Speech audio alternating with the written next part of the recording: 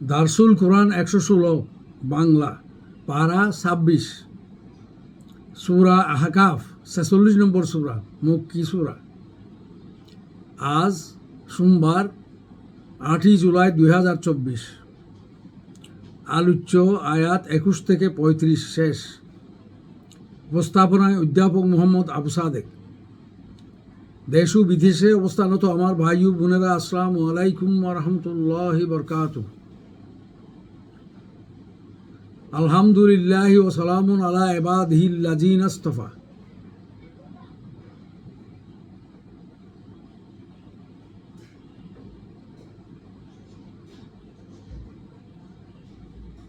আউযু বিল্লাহি মিনাশ শাইতানির রাজিম। বিসমিল্লাহির রহমানির রহিম।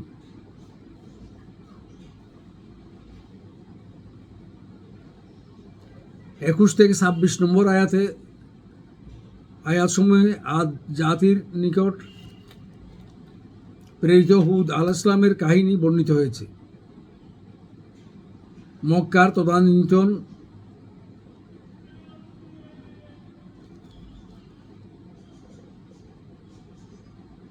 পৌত্তলিক কাফের গোষ্ঠী এবং তাদের নেতৃবৃন্দরা তাদের সম্পদ ও মিথ্যা অহমিকতার দাপটে রসুল সাল্লাল্লাহু আলাইহি ওয়াসাল্লামের নবুয়ত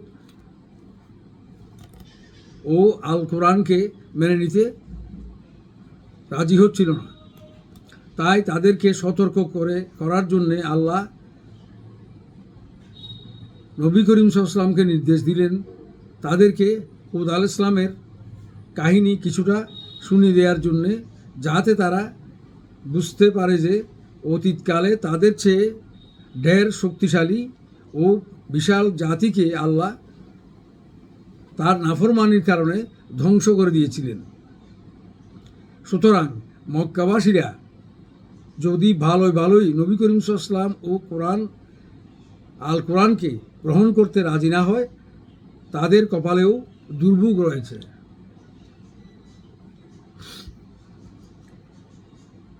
আদ জাতি দক্ষিণ আরবের আহকাফ অঞ্চলে বসবাস করত। অতীতে আহকাফ অঞ্চলটি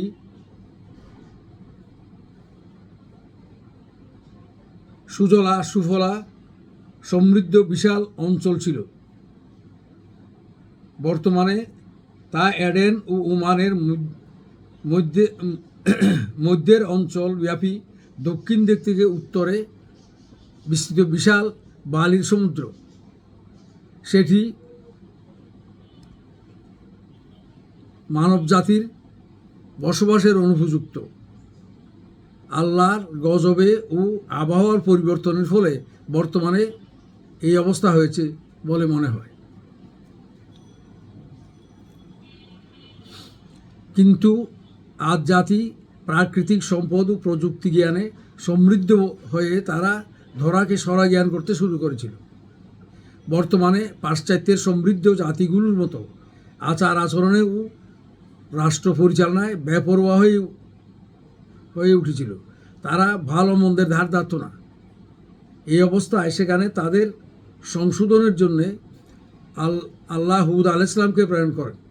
তিনি তাদেরকে বোঝাতে চাইলেন এই বিশ্ব লাওয়ারিস নয়, এর একজন সৃষ্টিকর্তা আছেন ও পরকালে তার নিকট সবাইকে প্রত্যেকের পার্থিব জীবনের কর্মকাণ্ডের হিসাব জবাবদিহি করতে হবে। যারা আল্লাহর বিধান মেনে জীবন যাপন করবে তারা জান্নাতে যাবে, ও যারা তার বিধান মানতে রাজি হবে না তারা জাহান্নামে যাবে। আর হুদ আলাইহিস সালাম ও সকল নবী রসুলদের সত্যের আহ্বানের মূল কথা ছিল মানুষ আল্লাহ ছাড়া আর কারো বন্দেগী করবে না।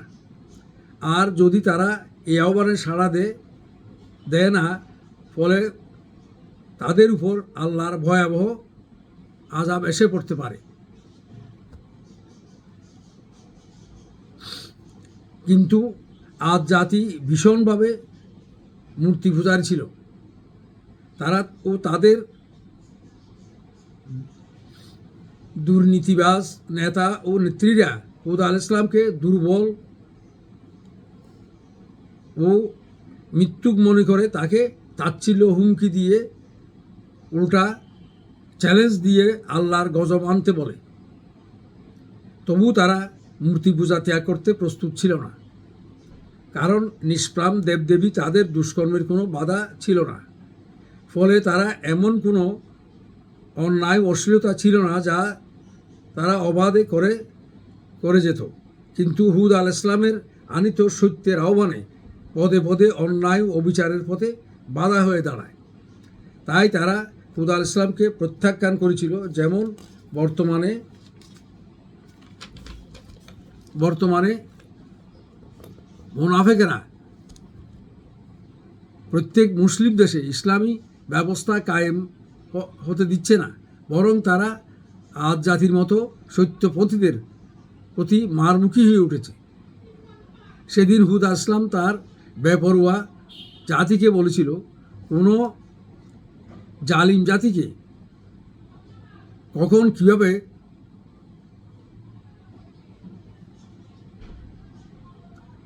বেপরোয়া দুষ্কর্মের কারণে কী শাস্তি কখন দিতে হবে তা একমাত্র সর্বশক্তিমান মহাজ্ঞানী আল্লাহ ভালো জানেন।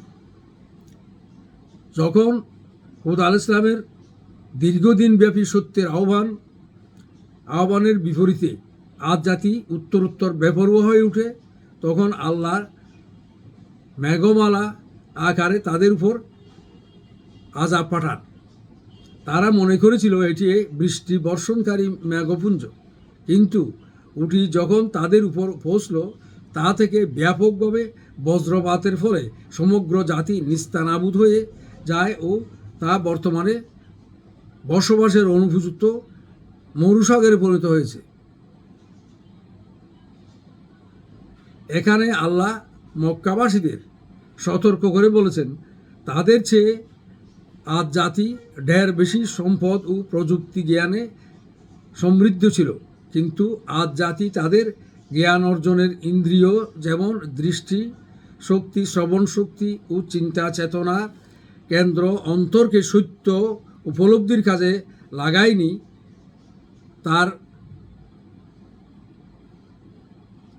তাই তারা হুদ আল ইসলামের প্রচারিত আল্লাহর বাণী অমান্য করেছিল ও তারা হুদ আল ইসলাম ও তার প্রচারিত সত্যের আহ্বানকে ঠাট্টা বিদ্রুপের বস্তু বলে উড়িয়ে দিয়েছিল। পরিণামে সেই উপহাসের নির্মম শিকারে পরিণত হয়েছিল তারা।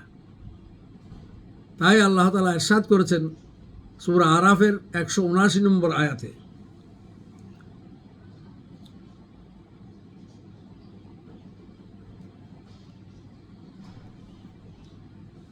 ওয়ালাকাদ জারা বিসমিল্লাহির রহমানির রহিম ওয়ালাকাদ জারানা আলা জাহান্নামা কাসীরাম মিনাল জিন্নি ওয়াল ইনসি লাহুম কুলুবুন লা ইয়াফকাহুনা বিহা ওয়া লাহুম আইনুন লা ইউবসিরুনা বিহা ওয়া লাহুম আযানুন লা ইয়াসমাউনা বিহা উলাইকা কাল আনাম বাল হুম আদল উলাইকা হুমুল গাফিলুন।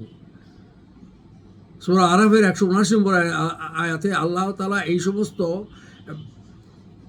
দুষ্কৃতিকারী ক্ষুধাদ্রোহী জাতির পরিণাম সম্পর্কে আল্লাহ তাআলা এখানে সতর্ক করে দিয়েছেন যে আল্লাহ তাআলা অধিকাংশ বিদ্রোহী এই জিন ও মানুষ দিয়ে আল্লাহ জাহান্নাম পরিপূর্ণ করার সিদ্ধান্ত নিয়েছেন। কারণ তাদের অন্তর ছিল, কিন্তু তারা সত্যকে বোঝার চেষ্টা করেনি। তাদের দৃষ্টিশক্তি রয়েছে, তা দিয়ে সত্যকে তালাশ করেনি, এবং তাদের শ্রবণ শক্তি রয়েছে, তারা তা দিয়ে সত্যের আহ্বান শুনতে রাজি ছিল না। অর্থাৎ তাদের পঞ্চ ইন্দ্রিয়কে সত্যকে উপলব্ধির কাজে লাগায়নি। তারা পশুর মতো, এমনকি পশুর চেয়ে তারাই হচ্ছে দায়িত্ব জ্ঞানহীন অলস। কারণ নবী রাসূল তাদের প্রতিনিধিদের প্রচারিত আল্লাহর বাণী কোনো ঠাট্টা বিদ্রুপের বস্তু নয়। বর্তমানে মানুষকে মুনাফেক শাসক গোষ্ঠী ও সব দেশে আজ জাতির ভূমিকায় লিপ্ত দেখতে পাওয়া যায়। তবে রাসূল সাল্লাল্লাহু আলাইহি ওয়াসাল্লাম এর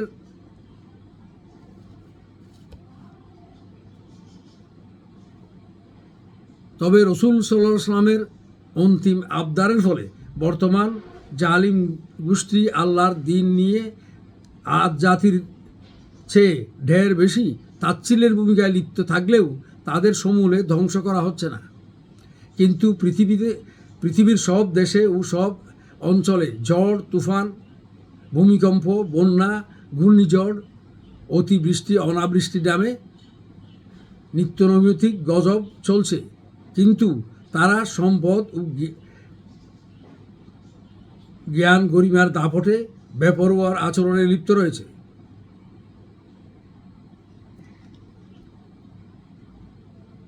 এই ব্যাপারে আল্লাহ তাআলা সূরা রুমের 41 নম্বর আয়াতে সতর্ক করে ইরশাদ করেছেন, বিসমিল্লাহির রহমানির রহিম, জাহারাল ফাসাদু ফিল বাররি ওয়াল বাহরি বিমা কাসাবাত আইদিন নাস লিইউযাকাহুম বাদাল্লাযী আমিলু লাআল্লাহুম ইয়ারজিউন। আল্লাহ তাআলা ইরশাদ করছেন, জলে স্থলে যে সমস্ত বিপর্যয় আসে সেগুলো হচ্ছে তোমাদের দুষ্কর্মের ফল। এই সমস্ত বিপর্যয় দিয়ে তোমাদের দুষ্কর্মের কিছু ফল আস্বাদন করার জন্য আমি এগুলো পাঠাই, যাতে তোমরা এতে ধাক্কা খেয়ে আবার সত্য পথে ফিরে আসো। কিন্তু আমাদের বুঝতে হচ্ছে না।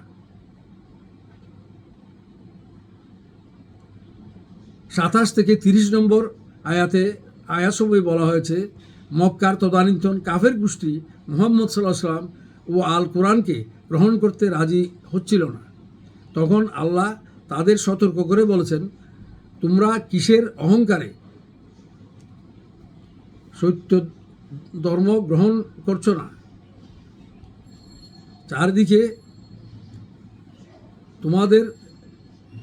চারিদিকে অর্থাৎ এডেন, ইয়েমেন, সিরিয়া, জর্দান, ফিলিস্তিন ইত্যাদি তোমাদের চেয়ে ঢের বেশি উন্নত ও শক্তিশালী জাতিকে নবী রসুলদের প্রচারিত আল্লাহর সত্য দিনকে মেনে নিতে বারবার অস্বীকার করায় সমূলে ধ্বংস করে দিয়েছে।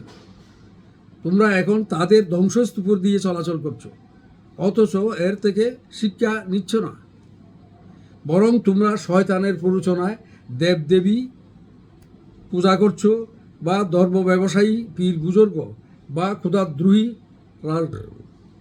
রাজনৈতিক নেতা নেত্রীদের প্রশ্রয়ে আল্লাহর বিধানকে পাশ কাটিয়ে সহজ বা বিকল্প পন্থায় আল্লাহর নৈকট্য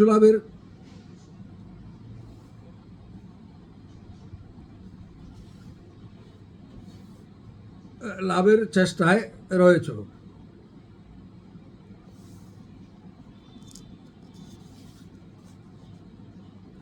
তাদের নৈকট্য লাভের মাধ্যম মনে করে তাদের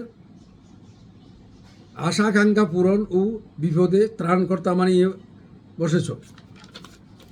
কিন্তু পরাক্রমশালী বিজ্ঞানময় আল্লাহর মোকাবেলায় এসব মন গড়া কৃত্রিম উপাস্য কিছুই না। যুগে যুগে দেখা যায়, যখন কোনো জাতি ক্ষুধাদ্রোহিতার সীমা লঙ্ঘন করে যায়, তখন আল্লাহ তাদের উপর কোনো না কোনো গজব নাজিল করেন। তখন প্রত্যেক ক্ষেত্রে দেখা যায় তাদের কৃত্রিম উপাস্য বা জালিম শক্তি যাদের আল্লাহর পরিবর্তে আনুগত্য করত, সেগুলো হারিয়ে যায়, অর্থাৎ তাদের সাথে ধ্বংসের স্তূপে পরিণত হয়। বর্তমানে বিভিন্ন দেশে এসব মুশরিক জাতির ধ্বংসাবশেষ বিশ্বব্যাপী ছড়িয়ে ছিটিয়ে আছে। এগুলো দেখেও জ্ঞানপাপী পণ্ডিত মূর্খরা শিক্ষা গ্রহণ করে না, বরং বর্তমানে এগুলোকে জাতীয় জাদুঘরে সযত্নে সংগ্রহ করে তাদের জাতীয় ঐতিহ্য বলে প্রচার করে ও এগুলোকে তাদের ভবিষ্যৎ প্রজন্মের প্রেরণার উৎস বলে মনে করে। অথচ তারা ধ্বংসের উপকরণকে নিজেদের জন্য আশীর্বাদ বলে মনে করে। এটি যে আল্লাহর দৃষ্টিতে অমার্জনীয় অপরাধ, তাও বর্তমান মুনাফেক শাসক গোষ্ঠীর চেতনাও নেই। এতে কুফর, শিরিক ও নিফাকের কর্তৃত্ব দূর করে সমাজে তৌহিদের কর্তৃত্ব প্রতিষ্ঠার গুরু দায়িত্ব দিয়ে মুসলিম জাতির উত্থান, তাও তারা ভুলে গেছে। কিন্তু এটি ইমানের অন্যতম দাবি। এ দায়িত্ব পালন না করে কোনো সরকার বা ব্যক্তি পরকালে মুক্তি পাবে না। কারণ এই দায়িত্ব পালন করতে গিয়েই নবী করিম সাল্লাল্লাহু আলাইহি ওয়াসাল্লাম তার সাহাবা রাদিয়াল্লাহু আজমাইন এত যুদ্ধ, বিগ্রহ, ত্যাগ, তিতিক্ষার সম্মুখীন হয়েছিলেন। মনে রাখতে হবে, সাহাবা রাদিয়াল্লাহু আজমাইনদের পাশ কাটিয়ে কেউ জান্নাতে প্রবেশ করতে পারবে না। মক্কার কাফের গোষ্ঠীর বুদ্ধোদয় ঘটানোর জন্যে জিনদের একটি ঘটনা এখানে আল্লাহ উল্লেখ করেছেন। তায়েফ থেকে ফিরার পথে নাকলা নামক স্থানে রাসূল সাল্লাল্লাহু আলাইহি ওয়াসাল্লাম যখন এশার, তাহাজ্জুদ বা ফজরের নামাজে কোরআন তেলাওয়াত করছিলেন, তখন একদল জিন ওই তেলাওয়াত শুনতে পেয়ে পরস্পরকে চুপ থেকে মনোযোগ দিয়ে শোনার পরামর্শ দিয়েছিল। পরে তারা তাদের স্বজাতির নিকট ফিরে গিয়ে প্রচার করতে থাকে তারা একটি বিস্ময়কর কোরআন শুনেছে ও এটিতে তারা ঈমান এনেছে, যা মূসা আলাইহিস সালামের পরে নাজিল হয়েছে। তা পূর্বেকার কিতাবগুলো সত্যায়ন করে এবং এটি সঠিক ও নির্ভুল পথ প্রদর্শন করে। আল্লাহ ওই জিনগুলোকে রাসূল সাল্লাল্লাহু আলাইহি ওয়াসাল্লামের ওই তেলাওয়াতের দিকে যাওয়ার জন্য ইঙ্গিত করেছিলেন বলে এখানে উল্লেখ করা হয়েছে। কিন্তু দুনিয়ার অধিকাংশ মানুষ আল্লাহর আহ্বানে, আল্লাহর মহান কিতাব আল কোরআনের প্রতি আকৃষ্ট হচ্ছে না, যদিও জিনরা তা শুনতে পেয়ে ও ঈমান এনে ও এর প্রচারে মনোনিবেশ করে। তাই আল কোরআনের শুধু তেলাওয়াত করলে হবে না, এর মর্ম উপলব্ধি করতে হবে ও তা অন্য মানুষের নিকট প্রচার করতে হবে। তাহলেই পরকালে কোরআনের সুপারিশ পাওয়া যাবে। হাদিস শরীফে আছে, কোরআনের সুপারিশ ছাড়া কেউ জান্নাতে প্রবেশ করতে পারবে না।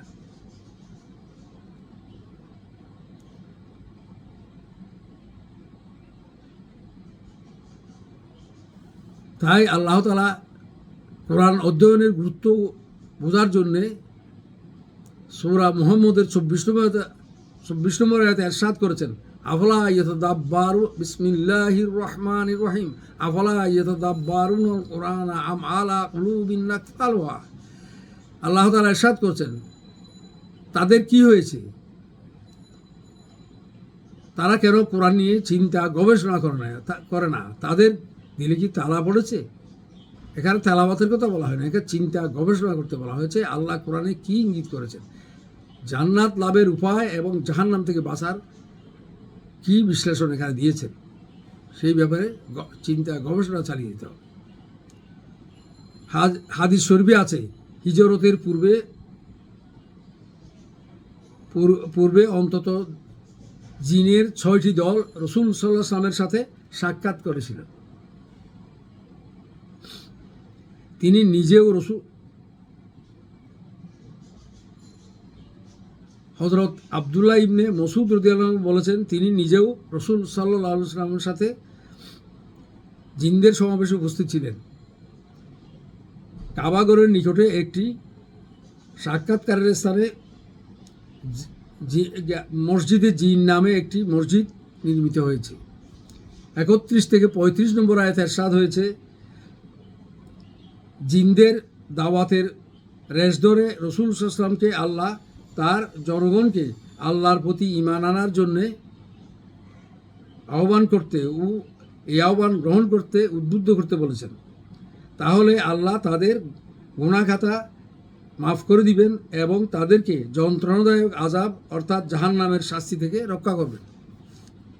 কিন্তু যারা বর্তমানে বন্ড, পীর, আউলিয়া, নাস্তিক, মুনাফিক নেতাদের কবলে পড়ে আল কোরআন ছেড়ে দিয়ে কাফেরদের রীতিবালাতা দিয়ে সমাজ পরিচালনা করছে, তাদেরকে আল্লাহ শাস্তি থেকে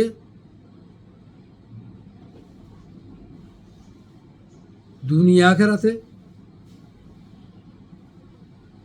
রক্ষা করতে পারবে না। আসলে এই সমস্ত লোকেরা আল্লাহর দৃষ্টিতে চরম গুমরাহিতে ডুবে রয়েছে। এই ব্যাপারে সতর্ক করে দিয়ে আল্লাহ তাআলা সূরা ফুরকানের 30 নম্বর আয়াতে সতর্ক করে দিয়ে ইরশাদ করেছেন, বিসমিল্লাহির রহমানির রহিম ওয়া ক্বালার রাসূল ইন্না কওমি ইত্তাখাযু হাযাল কুরআনা মাহজুরা। কিয়ামতের দিন রাসূল করিম সাল্লাল্লাহু আলাইহি ওয়াসাল্লাম আল কোরআন হাতে আল্লাহর দরবারে অভিযোগ করে বলবেন, আমার এই সমস্ত বাটপার, জ্ঞানপাপী, শাসক গোষ্ঠী, নেতৃবৃন্দ, বিচারপতিরা কোরআনকে বাদ দিয়ে কাফেরদের রীতিনীতি দিয়ে রাষ্ট্র পরিচালনা, বিচার আচার করেছিল। আমরা জানি রাসূল করিম সাল্লাল্লাহু আলাইহি ওয়াসাল্লামের সুপারিশ ছাড়া কেউ জান্নাতে যেতে পারবে না। আর যাদের বিরুদ্ধে কোরআন হাতে স্বয়ং নবী করিম সাল্লাল্লাহু আলাইহি ওয়াসাল্লাম আল্লাহর দরবারে মামলা দায়ের করবেন, তাদের কি দশা হবে। কিন্তু বর্তমান 56টি মুসলিম রাষ্ট্রের সরকারগুলো বেপরোয়া হয়ে কোরআন বাদ দিয়ে তাদের মন গড়া আইন কানুন, কাফেরদের আইন কানুন দিয়ে সমাজ পরিচালনা করছে। তাদের কিন্তু বুঝুদয় হচ্ছে না, কোরআনের আয়াত থেকে তারা শিক্ষা গ্রহণ করছে না।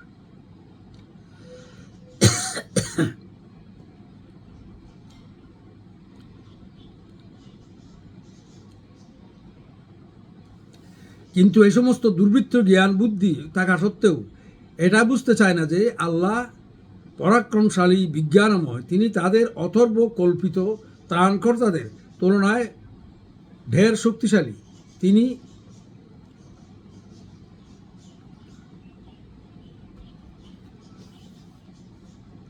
ন্যায় বিচার প্রতিষ্ঠা করবেন।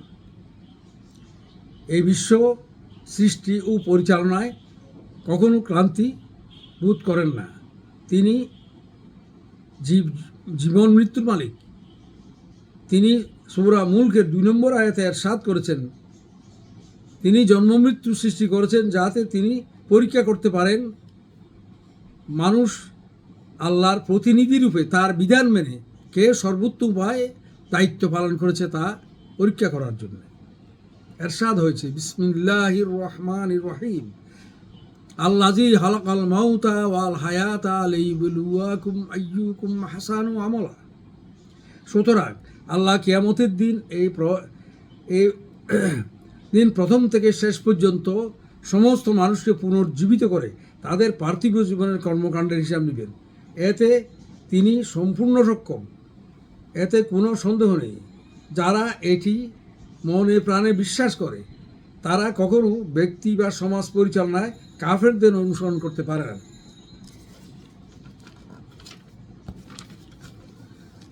পরকালে মুনাফিকদের সামনে কিয়ামতের একটি বিভীষিকা তুলে ধরা হয়েছে যাতে তাদের বুদ্ধোদয় হয়। এই জালিমদের সেদিন জাহান্নামের কিনারায় সমবেত করে জিজ্ঞাসা করা হবে, এটি বাস্তব না কল্পনা? তখন তারা অকপটে স্বীকার করতে বাধ্য হবে এটি সন্দেহাতীতভাবে বাস্তব। তখন আল্লাহ তাদের ধিক্কার দিয়ে বলবেন, এখন এতে প্রবেশ করো ও এর স্বাদ আস্বাদন করো। কেননা তোমরা পৃথিবীতে ক্ষমতা ও অহংকারে বশবর্তী হয়ে সত্যের আহ্বানকে প্রত্যাখ্যান করেছিলে ও সত্যপন্থীদের নানাভাবে নির্যাতিত ও উৎপীড়িত করেছিলে। অতএব নবী সাল্লাল্লাহু আলাইহি ওয়াসাল্লাম ও পরবর্তীতে আল্লাহর পথে আহ্বানকারীদের আল্লাহ উপদেশ ও সান্ত্বনা দিয়ে বলেছেন, তোমরা দিনের আহ্বান দিতে গিয়ে তাড়াহুড়া করো না,